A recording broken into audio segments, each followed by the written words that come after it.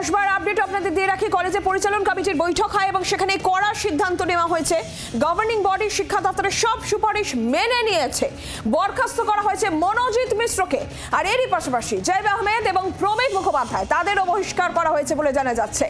মনোজিৎকে বেতন ফেরত দিতেও নির্দেশ দেওয়া হয়েছে। মনোজিৎ অস্থায়ী কর্মী হিসেবে কাজ করে এই কসবা ল কলেজে এবং তার বেতন ফেরত দিতে নির্দেশ দেওয়া হয়েছে। যে সুপারিশ শিক্ষা দপ্তরের ছিল সেই সব সুপারিশ মেনে নিল গভর্নিং বডি।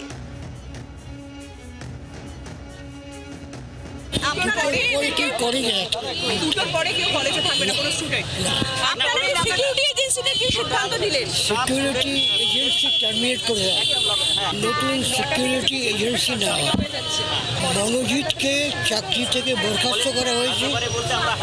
ও এতদিন যে টাকা নিয়েছে ওকে কলেজে ফেরত দিতে হবে। আর যে দুজন না তিনজন এক্সিস্টিং স্টুডেন্ট ওদের রাশ টিকিট করে দেওয়া, মানে ওরা আর কোনো কলেজে ভর্তি হতে পারবে না। কলেজের মধ্যে সিসিটিভি ক্যামেরা আরো বেশি করে লাগানোর কথা ভাবা হচ্ছে। এই টেন্ডারিং এর প্রক্রিয়া আগে থেকে শুরু হয়েছে। কলেজের স্বাভাবিক অবস্থা ফিরে এলে এটা শেষ হবে। কলেজ একটু স্বাভাবিক অবস্থা ফিরে এলে পঠন পাঠন শুরু হবে। ম্যাডাম, এই মনোজিৎ সহ দুজনকে তিনজনকে কি বহিষ্কার করা হবে? শুধু বহিষ্কারই না, আমরা ওদের ফাঁসি চাই। কলেজ অ্যাডমিনিস্ট্রেশন আরো কঠিন হওয়া উচিত, কঠোর হওয়া উচিত, এটা আমি মনে করি। আমাদের এক্স স্টুডেন্ট যারা রয়েছে তারা অনুমতি নিয়ে ঢুকতে নিশ্চয়ই পারে, তারা কিন্তু অনুমতি নিয়ে ঢুকতে হবে। আমাদের বিশেষ করে অ্যাডমিনিস্ট্রেশন দায়িত্বে যারা রয়েছে তাদের আরো কঠোর হতে হবে।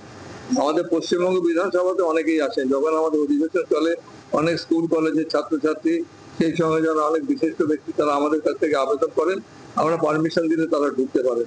এইটুকু তো তাদের মেনটেন করতে হবে। কলেজের গেট হাট করে খুলে দেওয়া, পাড়ার ছেলে বাইরের ছেলে সবাই ঢুকে পড়বে, এটা বাঞ্ছনীয়। বাংলার আওয়াজ, বাঙালির আবেগ, জি 24 ঘন্টা।